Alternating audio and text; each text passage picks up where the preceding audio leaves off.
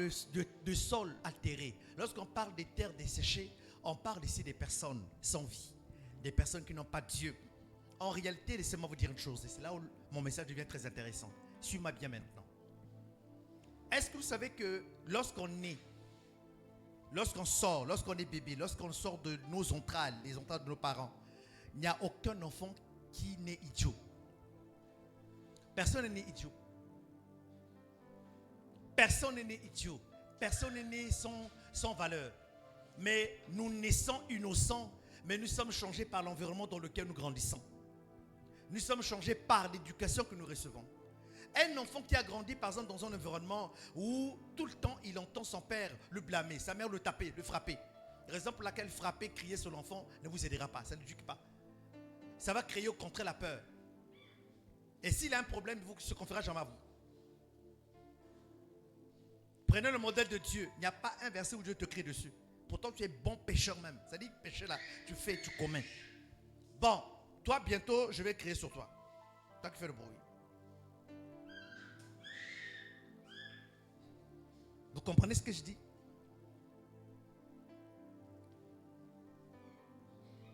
Il n'y a pas un enfant qui naît idiot. Mais celui qui est né peut être influencé, et très souvent influencé par l'environnement dans lequel il est né. Il est influencé par la famille, la maison dans laquelle il est né. Il est influencé par la famille dans laquelle il grandit. Il est influencé dans le quartier dans lequel il grandit. L'école, les écoles où il est passé. C'est ça qui constitue l'influence. Donc, un sol desséché, autant pour moi, un sol altéré et une terre desséchée, ce sont des personnes en réalité qui ont été changées par le mal, qui ont été changées par la mauvaise expérience. Écoute-moi bien, écoute-moi s'il te plaît, je ne serai pas long ce soir. J'aimerais te raconter une histoire très triste, et suis-moi s'il te plaît. Je parle aux jeunes, aux mamans, à tout le monde, ça concerne tout le monde. L'un des derniers cas que j'ai aidé en quittant Abidjan, avant que le Seigneur m'emmène ici, c'est une jeune femme. J'ai oublié même son nom, mais c'est une jeune femme. Elle voit mes messages, elle est connectée sur mes réseaux, mais elle ne commente jamais. Ce jour-là, elle va entrer en inbox pour la première fois. Elle dit, Docteur Charlie, est-ce que c'est possible de vous rencontrer? Elle dit, me rencontrer, c'est compliqué. Mais de quoi il s'agit? Elle dit, bon, pour mieux parler, c'est mieux qu'on soit sur WhatsApp. J'étais convaincu que ce n'était pas quelqu'un qui plaisantait. J'étais convaincu que cette personne-là avait quelque chose à dire. Et c'est là qu'il va raconter son histoire. Est-ce que permettez-moi de vous raconter mon histoire? Et à partir de cette histoire, je vous dirai ce que j'attends de vous. Et écoutez bien son histoire. Elle est en classe de 6e et ça se passe à Mans. Ça se passe à Mans. Mans. J'ai dit quoi? Mans. C'est son côté. Donc si je gaspille ici là, j'ai chaud. Alors, elle est revenue un jour de l'école. Elle était, je crois, 4e, 5e, je ne sais plus. Et quand elle rentrait à 17h, vers 17h, entre l'école et la maison, il y a 3 jeunes qui l'ont agressée et qui l'ont violée. Pour la première fois, elle perd sa virginité ce jour-là. En étant agressée, elle a été violée. Écoutez-moi bien. Vous savez, je suis obligé de parler de la sexualité. Nous sommes dans une église où il y a beaucoup de jeunes. L'éducation, c'est ça. Un pasteur est un éducateur. Elle est partie de l'école. Elle est rentrée normalement. Elle a été attrapée par 3 jeunes. Et quand ça s'est passé, elle n'a jamais partagé à quelqu'un. Elle a gardé ça. Elle a gardé ça. C'était comme un secret. Mais un secret qui l'a détruit de l'intérieur. C'est pour que tu comprennes l'action du Saint-Esprit dans la vie de quelqu'un. Lorsque le Saint-Esprit vient dans ta vie, c'est ce qu'il doit faire. Écoute bien. J'aimerais que même ce soir, qu'on ne soit pas dans l'émotion, mais qu'on soit plutôt à l'écoute de Dieu, que le Saint-Esprit te parle. Parce que pendant que tu es en train d'écouter le Seigneur te parler, il est en train d'opérer un changement dans ta vie et dans ta maison ainsi que dans ta famille. Dis bien Amen.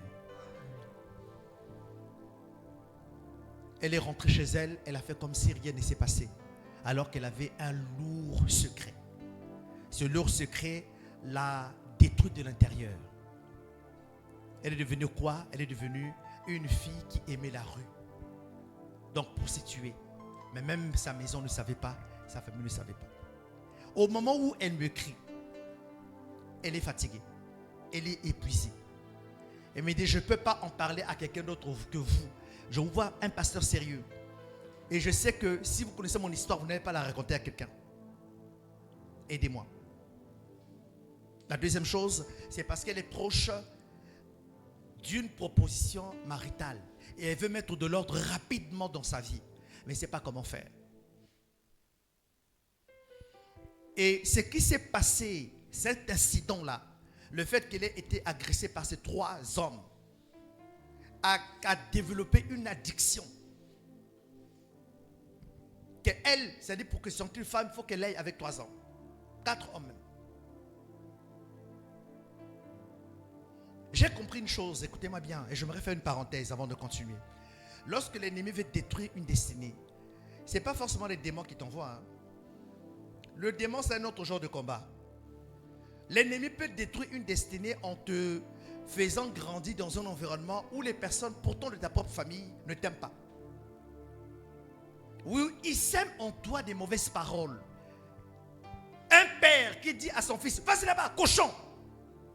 Bon, lundi cochon, mardi cochon, mercredi cochon, vendredi cochon, jusqu'à dimanche cochon. Vous voulez que l'enfant ressemble à quoi? Au lapin? Pas du tout. Il sera cochon. Il est beau, mais il est cochon.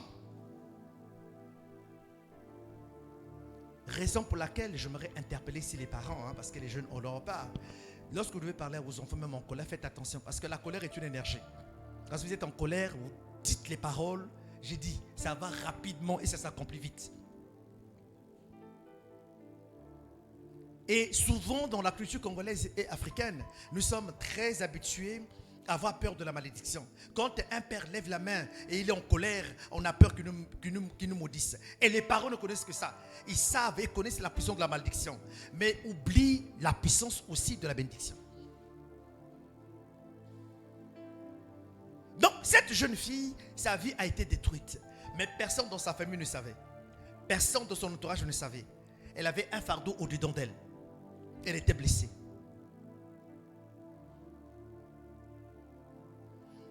Lorsque vous avez grandi quelque part, et je parle à toi qui es là, je prends cette histoire-là pour te faire comprendre, pour attirer ton attention, de dire que peut-être tu souffres, mais il y a des gens qui souffrent plus que toi. Mais dans ta situation, peu importe là où tu as grandi, tu as vécu des chocs. Tu as vécu des chocs. On va appeler ça choc, on va appeler ça blessure.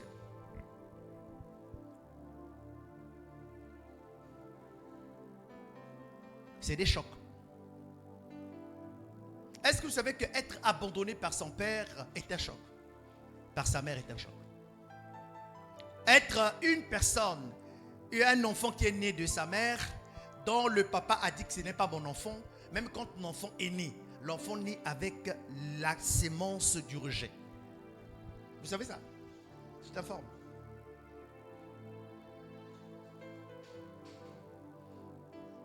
Toutes les femmes que vous voyez faire le centre-ville, le trottoir là-bas, ce n'est pas tout le monde qui cherche l'argent. Hein. Pas du tout. La plupart d'entre eux. Je me suis approché d'un ministère qui travaille dans ce milieu sensible. Je me suis rendu compte et j'étais choqué que les personnes qui font ça, les jeunes filles qui font ça là, ne cherchent pas de l'argent, cherchent de l'affection, cherchent de l'attention. Ici à Pointe-Noire, il y a un ministère qui travaille dans un endroit précis. J'ai rencontré une des responsables qui m'a dit que, mais parmi les filles qui travaillent à tel endroit, il y a même la fille d'un colonel. Mais là où elle vit, elle n'a pas de problème. Mais elle est obligée de faire le mur.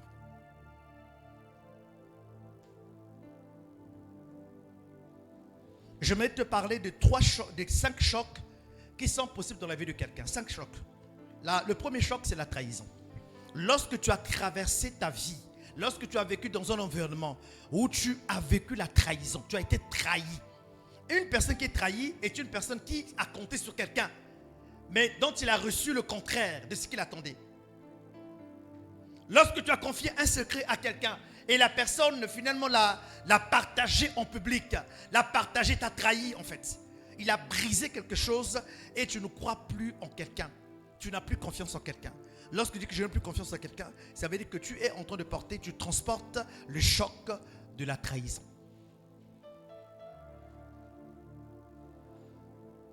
Cette fille dont j'ai parlé dans le témoignage, qui a été violée par ces 3 hommes, s'est sentie quoi?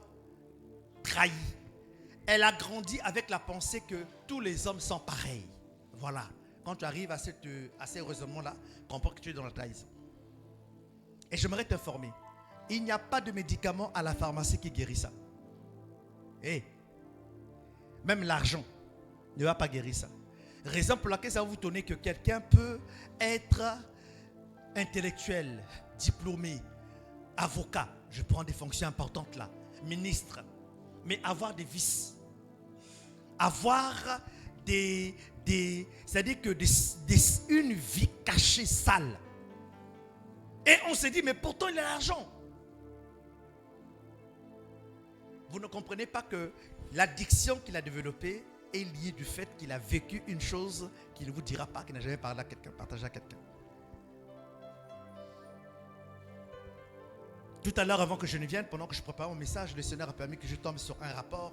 Il y a quelque chose qui s'est passé en Inde en 2029. Il y a un homme qui, comme ça, s'est décidé un jour de tuer sans enfant. Sans enfant, en Inde. Et puis on l'a attrapé, on l'a arrêté. On a dit, toi là, on ne va pas te juger. Qu'est-ce qu'il faut faire? On a dit que non, lui, il faut qu'on le tue par étrangulation. Et puis qu'on coupe son corps en 100 morceaux. Là, c'est en Inde. Une vraie histoire, ce n'est pas un film, c'est vrai. Bon, vous allez me poser la question, mais comment quelqu'un de normal peut arriver à tuer sans enfant? Qu'est-ce que les enfants ont fait? Il y a une lecture psychologique. Vous comprenez que dans la vie de cet homme-là, dans son passé, il y a eu un événement qui l'a poussé à une telle addiction. Il a pris goût à pouvoir voir les autres souffrir. C'est ce qu'on appelle un sociopathe. Un sociopathe, c'est quelqu'un qui n'a plus d'empathie. Faites attention, lorsque le mal de quelqu'un vous plaît, faites attention. Lorsque quand vous voyez quelqu'un pleurer, là, vous êtes contente. Il y a des gens qui ne font que ça. En famille, dans la maison. Vous êtes toujours auteur de la persécution. Vous n'êtes pas en joie de voir des gens en paix. Ça vous dérange? Tu aimes le spectacle. Tu crées une chose, une histoire, un conflit. Si tu es dans ça là, il faut te revoir.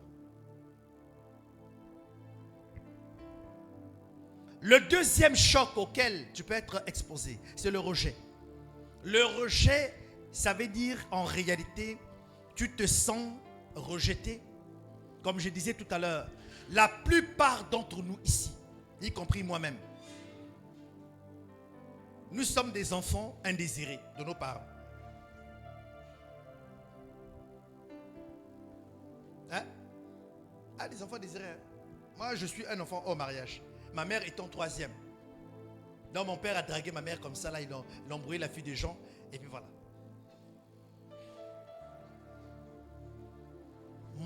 Moi j'ai corrigé ça. Après, dans ma lignée, à partir de moi, j'ai corrigé ça. Je dis que non, je ne mettrai pas au monde hors mariage. Donc Rachel, là, c'est un enfant qui est dans le mariage. Hein? Elle a combien de ans déjà? 13 ans, 14 ans de mariage. Non, 15 ans. Tu as oublié. Hein?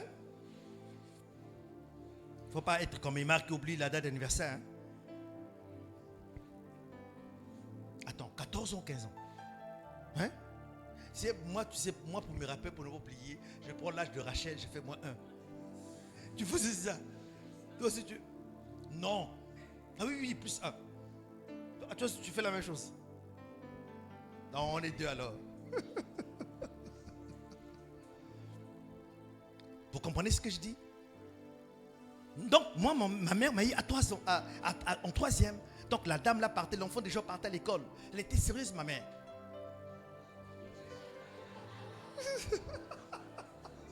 Oh, pourquoi vous ne me croyez pas? Elle était sérieuse. Comment? Elle n'était pas sérieuse.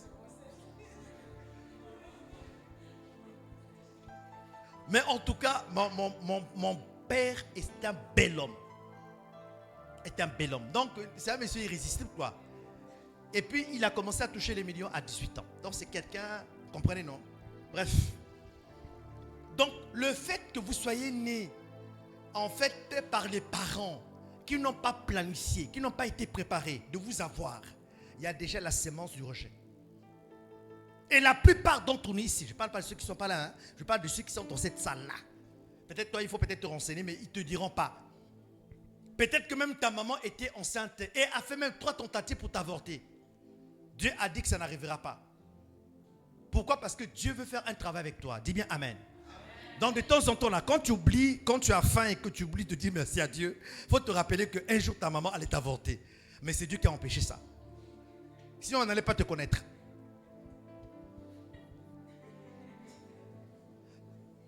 Oh. Vrai ou faux? C'est tout?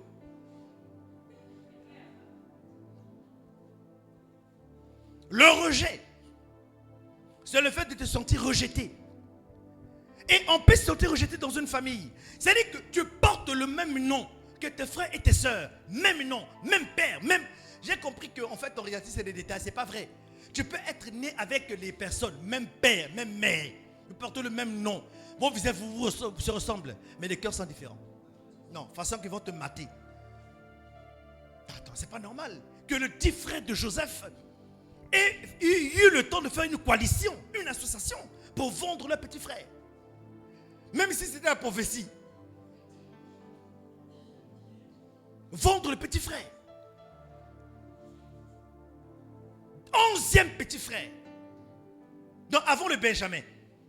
Et les 10 ennemis. Donc papa Gaillard, Namandi Fouton, tout ça là.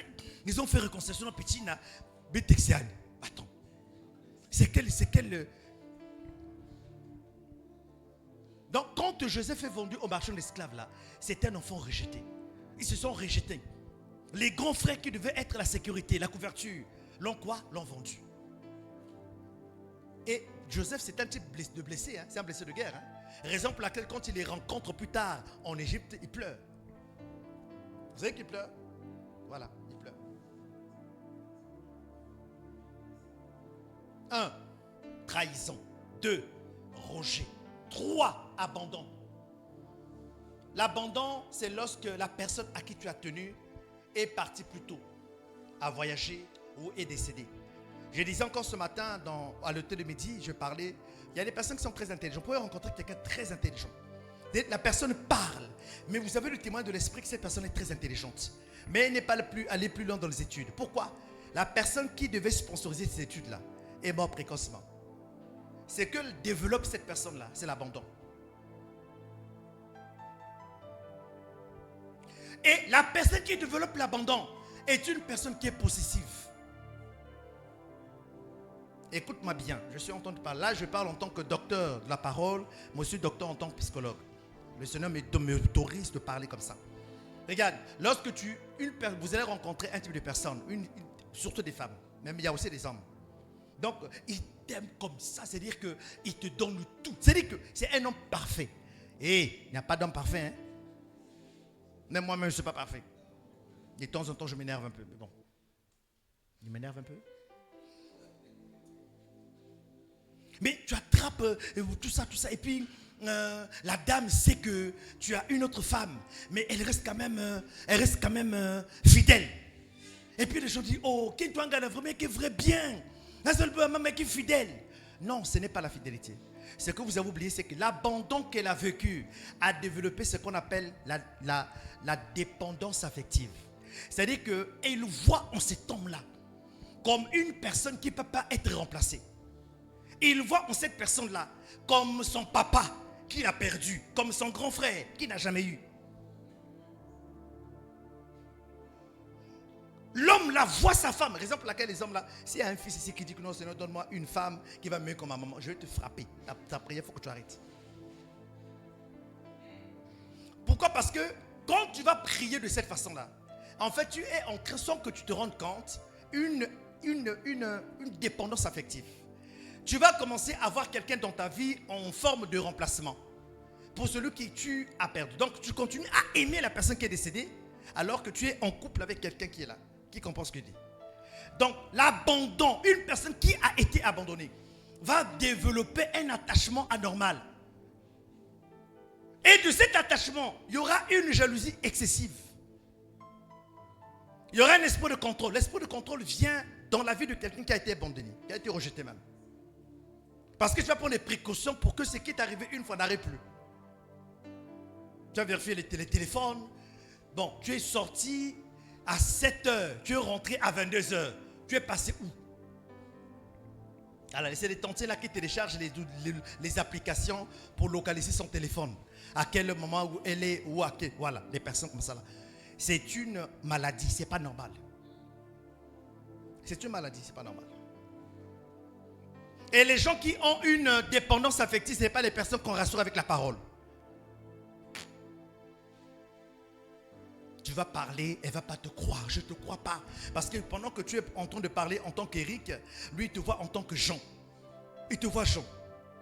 Non, Jean m'a déjà trahi. Et puis c'est toi, Jacques, qui est là. Donc, de toutes les façons, là, vous êtes pareils. Nous tous, on est mélangés. On est tous pareils. Vous, les hommes, là, c'est comme ça.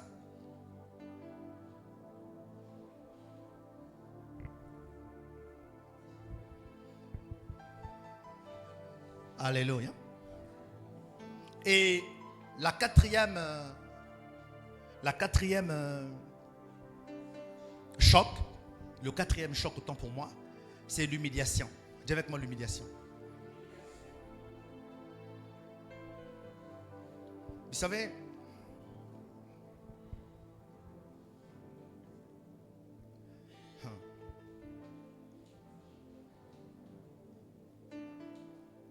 il y a des personnes qui développent un caractère de honte. Ça peut se traduire qu'elle est dans votre service, même à l'église arrive, la personne vient, il ne veut pas qu'on le voie et parte après la réunion. Vous sentez que la personne parfois est capricieuse. Mais souvent, ce sont des signes de quelqu'un qui a vécu l'humiliation.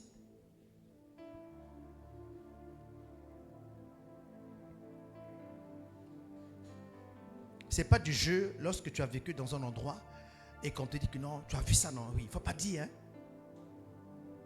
Tu es forcé à garder un secret. Forcé à garder un secret. Mais tu sais que dans le secret que tu gardes là, tu te sens sale.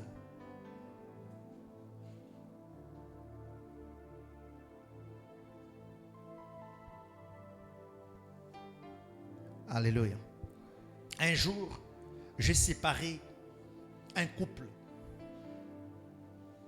L'homme aimait sa femme, la femme aimait l'homme. Mais ce jour-là, c'est pas ce qui s'est passé. Le monsieur a frappé la dame. Et puis, de façon qu'elle était, elle était un peu forte, l'épée claire.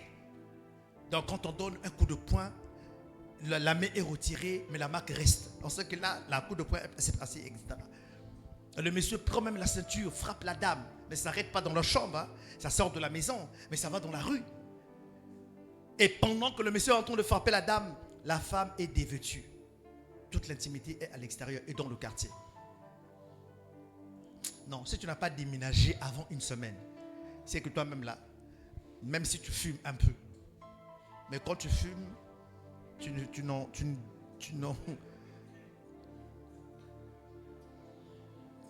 Vous comprenez ce que je veux dire?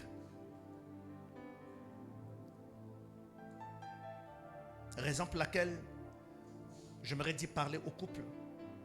Lorsqu'il faut faire des reproches à sa femme ou bien faire des reproches à son mari, ne le faites jamais en public. Ah, peu importe la colère, retenez-vous. C'est aussi ça la maturité caractérielle. L'intelligence émotionnelle te permet de ne pas tuer énervé, mais ça va, oui. Ah, gloire à Dieu, gloire à Dieu. Amen, amen. Est-ce qu'on peut prier? Les autres vont appeler ça, c'est l'hypocrisie. Il faut redéfinir l'hypocrisie parce qu'au nom de non-hypocrisie, là, tu as détruit des relations. Et ce n'est pas normal. Ça s'appelle de l'intelligence émotionnelle. Ça s'appelle la maîtrise. Les gens qui viennent là ne sont pas obligés de savoir qu'il y a un problème. Non. Parents, ne blâmez pas vos enfants devant tout le monde. Parce qu'en le faisant, vous êtes en train de s'aimer la graine de l'humiliation. Et l'humiliation là, c'est pas bon.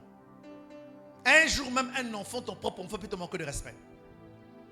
Comme tu as l'habitude de le faire, tu l'as fait 9 fois, il n'a pas réagi, la 10e fois, ça va, de façon que ça va finir. Ça va te gifler toute la vie, tu ne vas plus recommencer. J'ai dit souvent même à ceux qui sont aînés des familles, quand tu as compris que ton petit frère, ta petite soeur est en train de grandir, là, il ne faut pas trop la frapper. Tu vas frapper une fois, il y a un âge, après on apprend à frapper avec la bouche. Mais si tu continues à frapper, tu ne sais pas, entre temps, peut-être la petite était là à prendre le taekwondo. Si tu récupères, il y a quelqu'un qui a fait ça. Il y a une fille, oui, si je me rappelle, à Brazzaville, il y a une fille qui a attrapé son papa. Donc il rentre comme ça, il a vu avec son gars au coin de rue. Il a dit, moi je t'avais dit quoi, hein? Il fait ça, il a raté, il a récupéré le vue.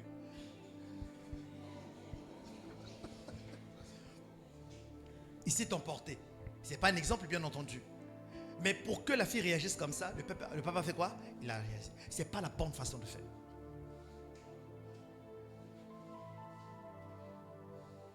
Raison pour laquelle, quand vous voyez une femme teint sombre, avec des cheveux genre la mère de Kirikou, et des yeux sombres, il faut faire attention. Si vous proposez en mariage, il faut fuir. C'est parfois ceinture bleue ou jaune, on t'a connu qui se cache là-bas. Non, moi je suis en train de parler, toi tu regardes quelqu'un pourquoi? Frère, toi tu regardes quelqu'un. L'humiliation. Et le troisième, le cinquième choc, c'est quoi? C'est l'injustice. Dis avec moi l'injustice. L'injustice, c'est le quoi? C'est le fait de ne pas avoir gain de cause par rapport à une question, par rapport à une affaire. Et au Congo, il y a tellement d'injustice. Tellement. Le Congolais est blessé de manière générale. Raison pour laquelle lorsque tu es propre de lundi à lundi, tu es en costume. Il ne faut pas attendre. S'il y a 10 personnes qui t'ont vu, 9 vont dire que tu es franc-maçon. Parce qu'il y a à comprendre que mais toi tu es sapé.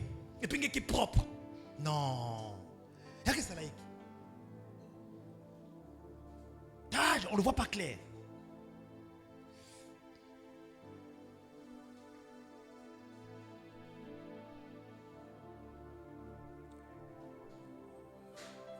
En parlant de l'injustice, j'aimerais attirer votre attention.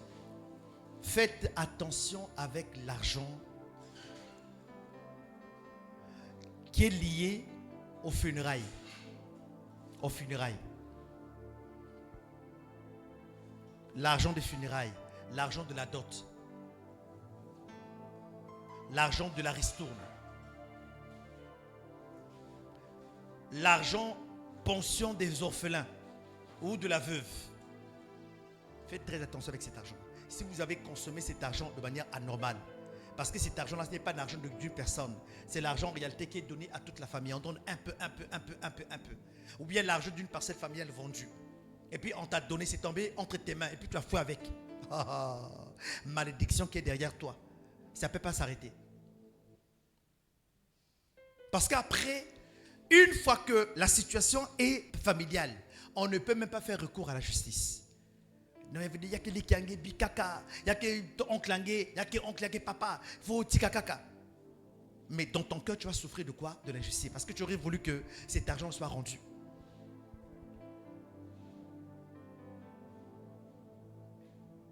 Le grand frère t'a élevé. Le grand frère a pris soin de toi. Le grand frère t'a scolarisé. La grande soeur a même pris soin de toi. Mais pendant que le grand frère est en train de se marier, sa femme là t'a adopté comme son enfant. Le grand frère meurt. Il a dit clairement avant qu'il ne meure que ce que j'ai laissé appartient à ma femme et à mes enfants. Mais depuis qu'il est parti là, c'est cette semaine-là seulement qu'il est mort. On n'a même pas enterré. Tu as changé la face. Tu deviens l'ennemi numéro 1 de la dame et de ses enfants. Et tu veux t'accaparer de tout ce que le monsieur a laissé à ses enfants. J'ai dit, tu ne vas pas vite mourir. Tu ne vas pas vite mourir. Tu vas tellement rester longtemps, mais tu vas souffrir.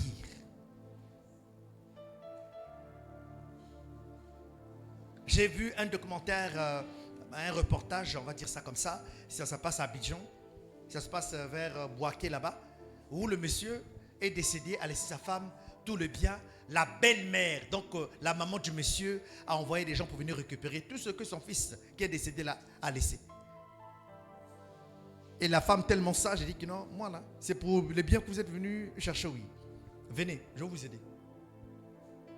Elle a facilité les choses. Ils ont vidé toute la maison. Le monsieur a laissé la maison et tout ce qui va avec à sa femme et à ses enfants. La maman, sa maman, la maman du défunt, envoyait les gens pour venir récupérer tout ce que son fils a laissé. Comment on peut être si matérialiste que ça? Comment on peut être sorcier de cette façon-là? Et les personnes qui sont victimes de ça, c'est quoi? C'est l'injustice.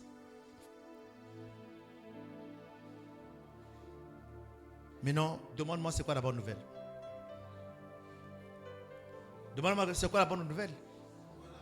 La bonne nouvelle, c'est que si tu es passé par ces 5 types de chocs, tu es en réalité un sol désaltéré. Altéré, autant pour moi.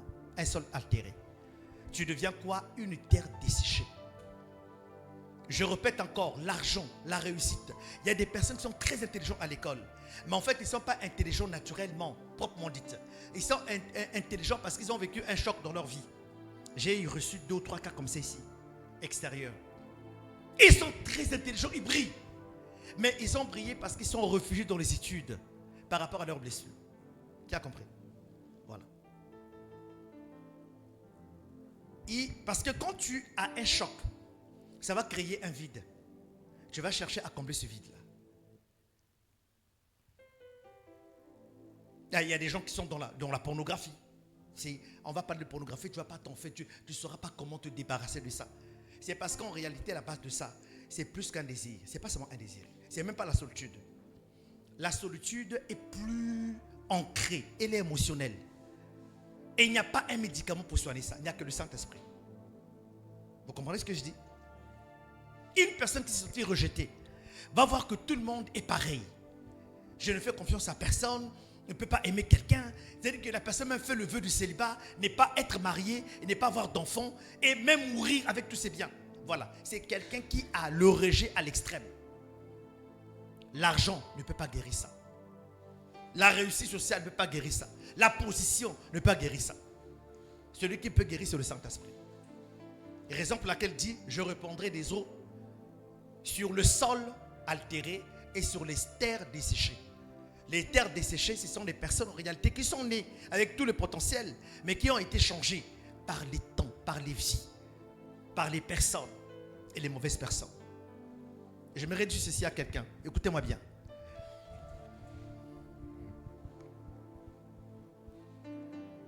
L'une des façons de sortir de ces chocs, c'est de comprendre que là où vous êtes passé, entre les mains des personnes où vous êtes passé, en souffrant de l'humiliation, de la trahison, de l'injustice, du mépris, de l'humiliation, de l'abandon, de la trahison, toutes ces choses, en fait, fait partie de l'école de Dieu pour vous. Si vous comprenez ça, vous allez avancer. La deuxième chose à comprendre, c'est que vous n'avez pas perdu du temps, vous n'avez pas perdu de l'argent, mais vous avez appris. On ne perd jamais du temps dans une relation. Amicale, familiale, relationnelle qu'elle soit, on ne perd pas du temps. Quelqu'un peut dire que non, j'ai sacrifié mes 20 ans avec un homme qui ne m'a pas mérité. Oui, c'est très poétique quand on entend ça. C'est très poétique. Un homme peut dire que non, comment j'ai pu avoir été avec cette femme-là. Alors que c'est très poétique. Mais en fait, en vrai, on ne perd jamais du temps dans la vie de quelqu'un. On apprend seulement. On apprend. Malheureusement, il y a des gens qui sortent des vies des gens qui n'apprennent pas. Alors, la question que j'aimerais te poser, quel est ton choc? Le Seigneur veut te guérir, veut guérir quelqu'un. Parce que le Saint-Esprit n'a pas été seulement donné pour que nous puissions parler en langue. Mais ça peut être une injustice familiale. Mais ça peut être une situation. Là, j'ai perdu mon frère. Hein. Je suis en deuil, là. J'ai perdu mon frère. Mon frère, mon cousin, mon grand frère. Cousin très proche. On l'appelait même le fils préféré de ma mère. Pourtant, je suis l'aîné. Mais c'est lui, il était vraiment aux anges, là. On a découvert qu'il vient de mourir mercredi, là. On a découvert qu'il s'est marié en secret à Pointe-Noire. Personne n'était là. Marié officiellement à l'état civil. Et quand il s'est marié, 3 mois après, 6 mois après, il a divorcé. Pourquoi? Parce que le monsieur était hyper jaloux. Il frappait sa femme. La femme a dit que non. Si chez toi, aimer c'est ça là, je ne peux pas être avec toi. Donc, il y a des personnes qui ne connaissent que frapper la personne parce que c'est ce qu'ils ont appris. L'argent ne guérit pas ça. Il n'y a que le Saint-Esprit pour le faire. Et pendant que je parle d'un homme qui frappe sa femme, je parle aussi des femmes qui frappent leurs hommes. Bon, sauf qu'il n'y en a pas ici. Hein? Il n'y en a pas ici. Hein? Il n'y a pas des hommes, il n'y a pas des femmes ici. Est-ce qu'il y a des hommes qui sont frappés à leur femme ici? Hein?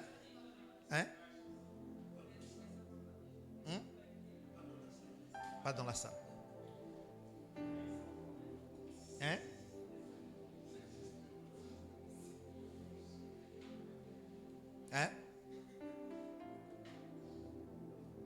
Quel est ton choc? En famille, à l'école,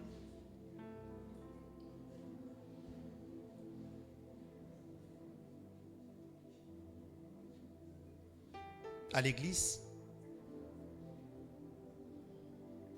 Il y a des personnes tellement qui portent la marque du rejet à tous les endroits où ils vont, on ne les considère pas.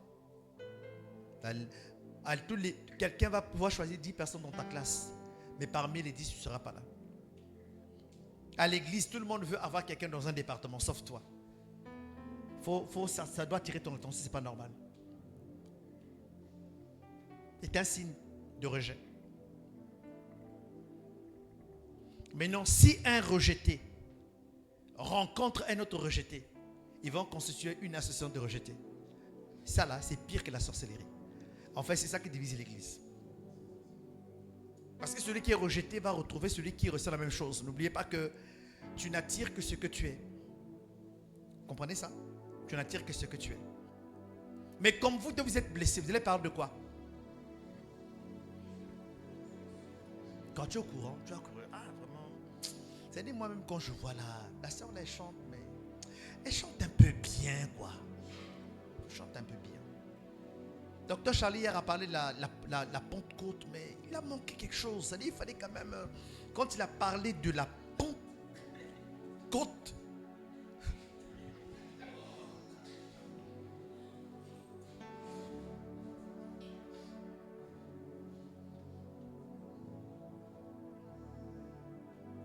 et pendant que vous êtes en train de prier pour l'église, la croissance, Dieu dit qu'il y a des sorciers. Ah, l'église est à toi, oh, vous prenez ça au sens propre, la sorcellerie. En fait, c'est rencontre des rejetés. Même seulement association. Comment tu as vu même est-ce que même les porteurs de l'argent bien chantent aujourd'hui? Ça, il manque quelque chose. Hein, pourquoi on ne le soutient pas? Papa aussi quand même peut faire quelque chose. Ils ont chanté, c'est comme s'ils avaient faim.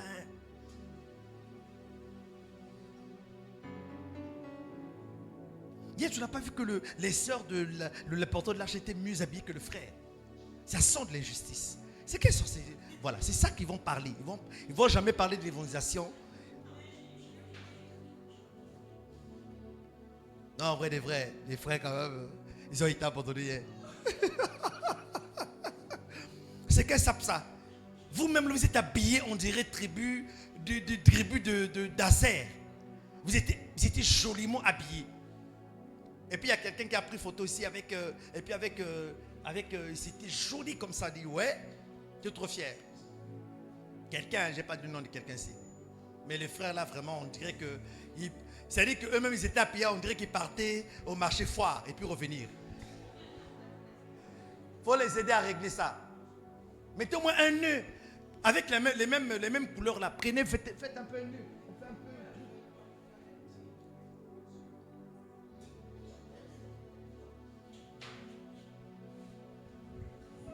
Moi ou bien moi, cravate.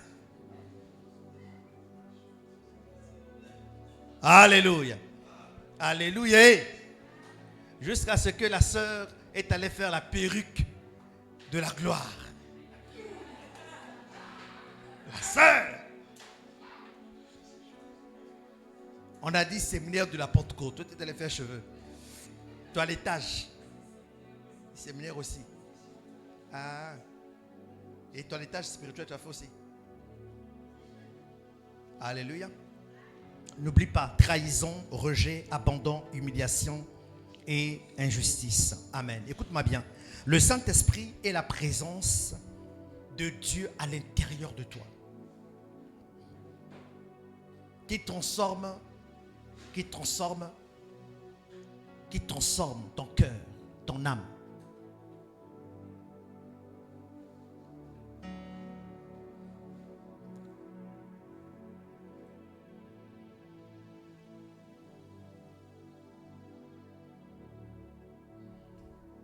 Qui guérit les blessures et renouvelle ta mentalité.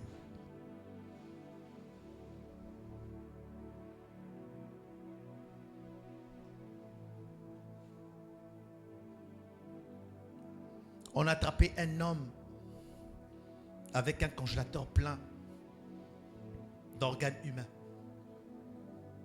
Comment un homme peut manger d'autres hommes? Pour avoir la réponse à ça, il faut regarder son histoire. Il y a des personnes qui sont là, qui mentent comme ils respirent. C'est pas parfois, c'est pas un esprit, c'est pas un démon, c'est des blessures.